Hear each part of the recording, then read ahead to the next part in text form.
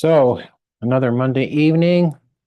Here we are to share time together, to share this space, to share the Dharma, to explore the Dharma.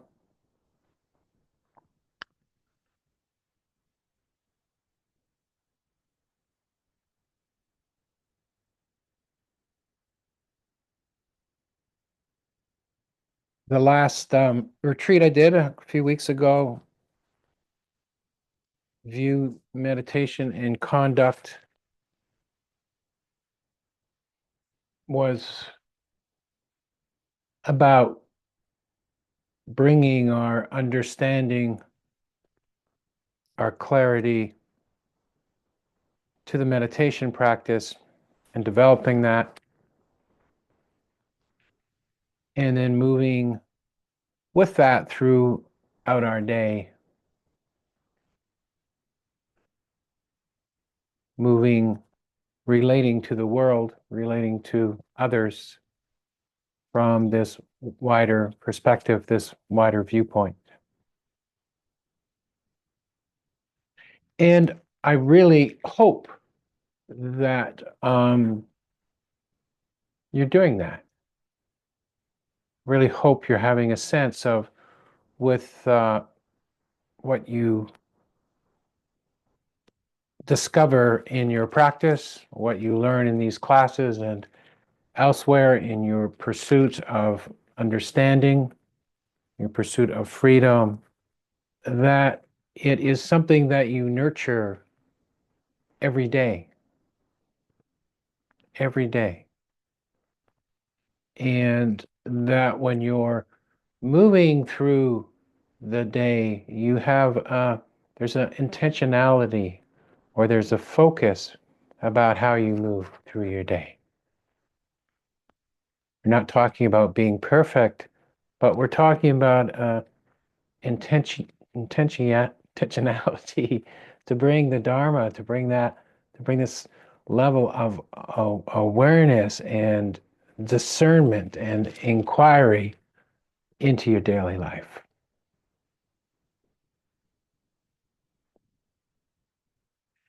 And when we are cultivating those qualities of intention or focus and the qualities we talked about last week, the four magical powers: intention, diligence, concentration, and discernment or inquiry.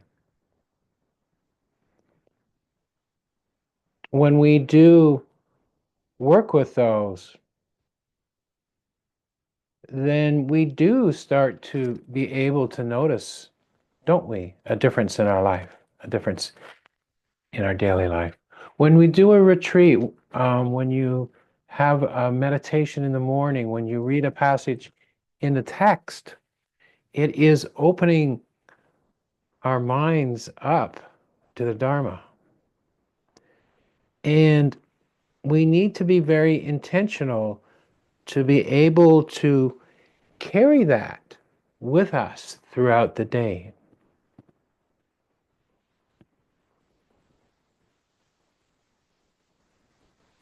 It's so easy, and we do, all of us, we lose focus. We get into situations, we become reactive, we come across very difficult life situations that throw us around. But through all of that, if we have developed a foundation, it's not that these things won't happen, but by nurturing this foundation,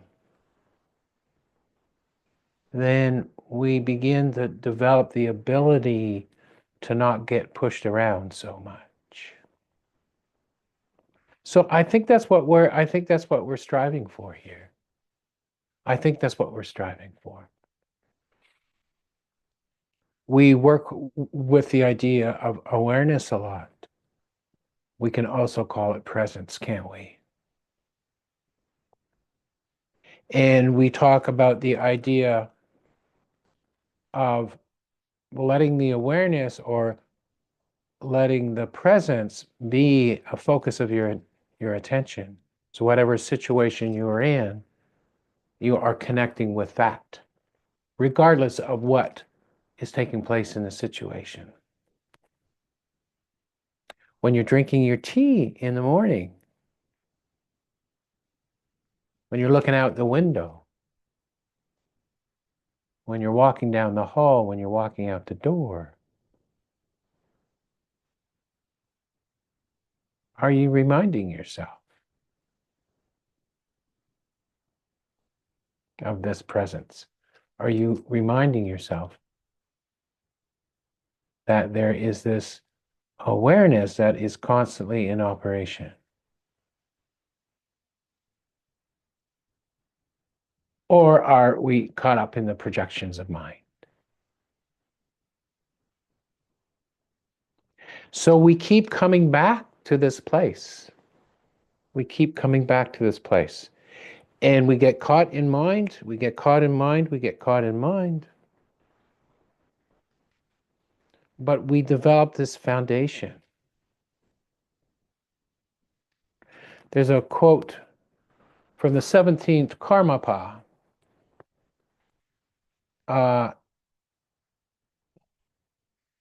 It says, your most important home is in your own mind more than any other.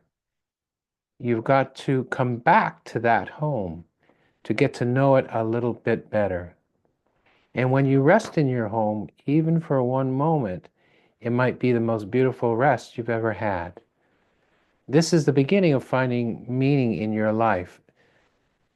That is the beginning of making peace within yourself. So he's talking about resting in that presence. He's talking about returning to that presence. And when we deepen that relationship, then we don't have to figure so much out. You don't always have to figure out what the right thing to do is, because you'll know. Because you're not caught up in projection or reaction. So this is the practice that we've been developing, that we've been moving into more, I would say, in the last year. And in the last retreat, view meditation conduct is really working with the understanding, with the insights that you get from your practice, and developing them, contemplating them, supporting them.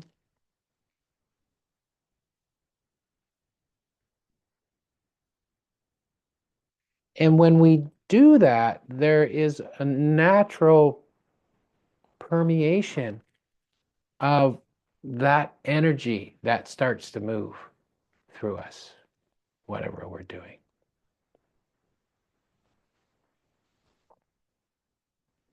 There's another quote.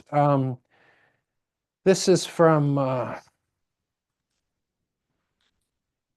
another wonderful Rinpoche.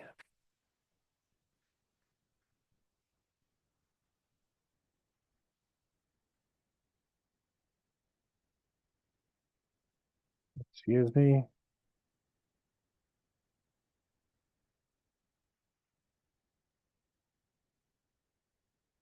Yes.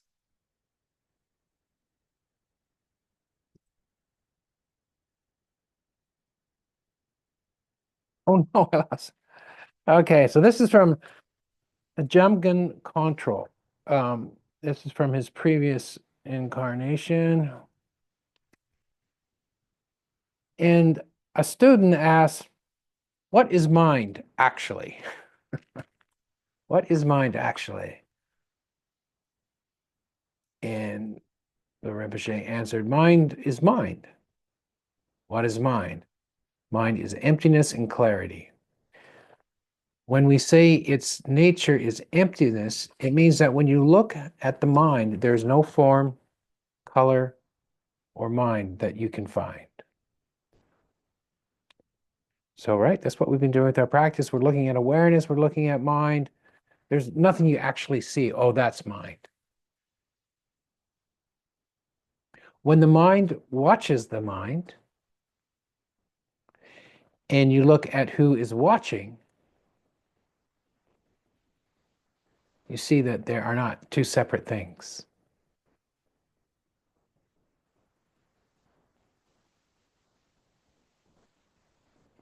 At the same time, there is the potential to know everything, which is the aspect of clarity or self-knowing.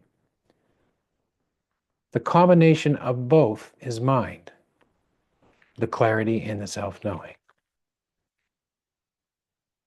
You ask, what is mind? There is no mind, which doesn't mean it doesn't exist.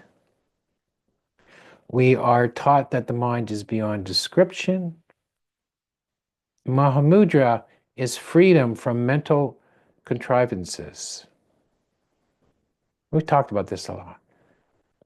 The Mahamudra practice, the practice on investigating the nature of mind, and the realization that that leads to is seeing the creations of mind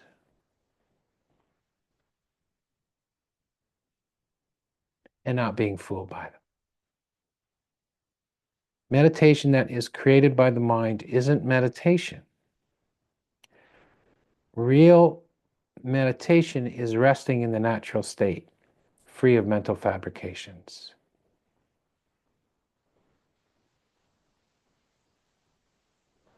You have to experience the mind and can't describe it as such. No one can show it to you. Even the Buddha never found the mind. So if you can't find it, it's simply being free of fabrication. It's that open clarity, that state of mind before you grab on, that state of awareness, that state of clarity before you grab onto anything. Sometimes we call it awareness, sometimes we call it presence. So that's the view. And in our meditation practices, in our retreats, in the guided meditations, I often try to lead you to this place. There's just an open presence. There's nothing of substance to it. There's nothing that we can hold on to. It's just this moment, free of fabrications.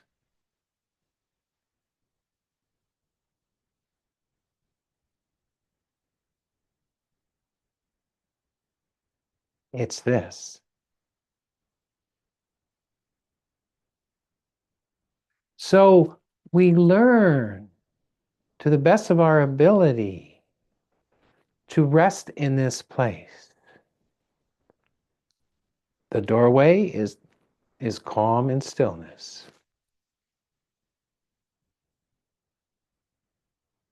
So there's a sense of that.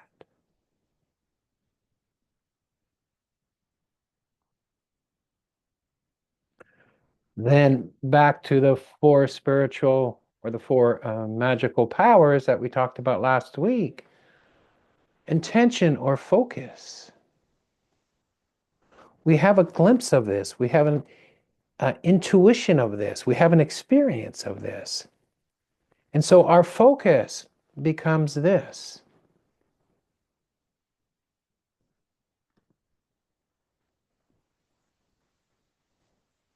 It's not if you're going to be late for your meeting.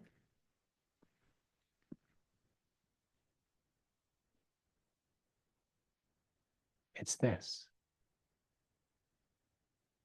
It's not if you're hungry. It's this.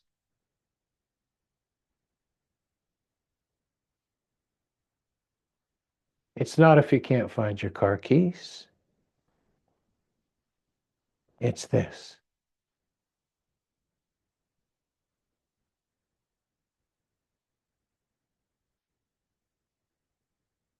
And when we do start to connect with this, there's an energy.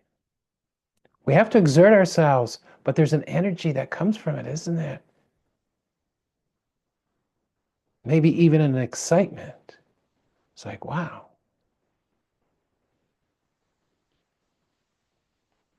And all of the other mental states, all of the other mental states, positive and negative, start to be infused with this subtle quality.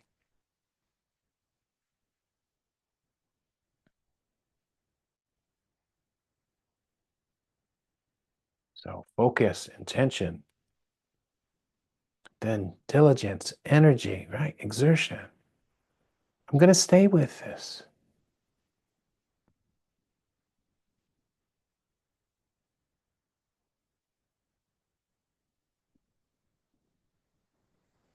And because we have a pretty good meditation practice, we have the ability to concentrate. We have the ability to stay with more than we did before, anyway.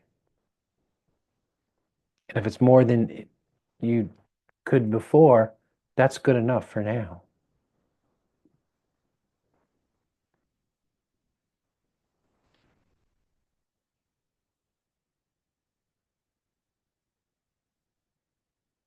And then we use discernment to know what things to choose. That helps support this, and to know which things not to choose because they don't support this.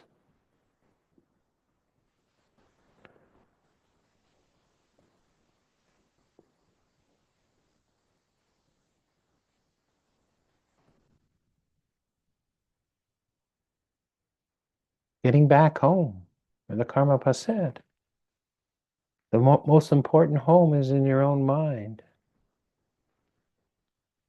So we're learning to come back home. And when we are at home,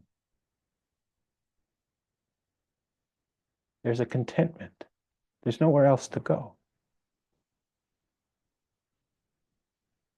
And in that contentment, there is a quiet, subtle joy, love, compassion.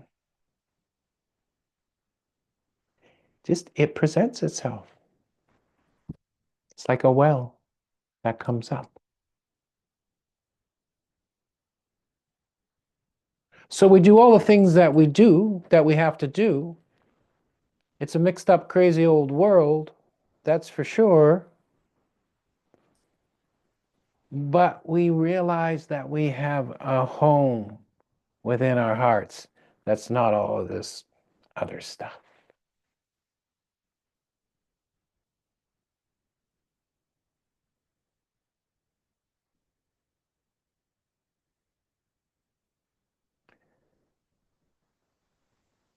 And with focus, with exertion, with concentration, discernment, we guide ourselves towards that every day.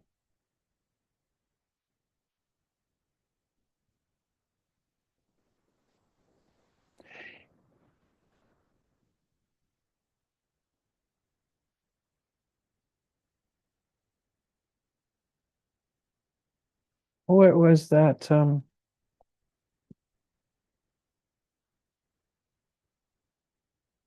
So, in the quote from Jamgon Kongtrul,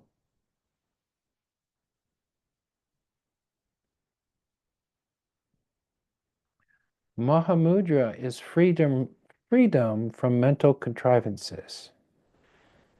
Meditation that is created by the mind isn't meditation. Real meditation is resting in the natural state, free of mental fabrications.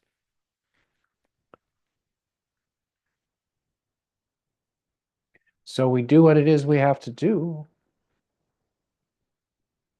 We develop the qualities we need to develop. But then we rest in this presence that's free of fabrication.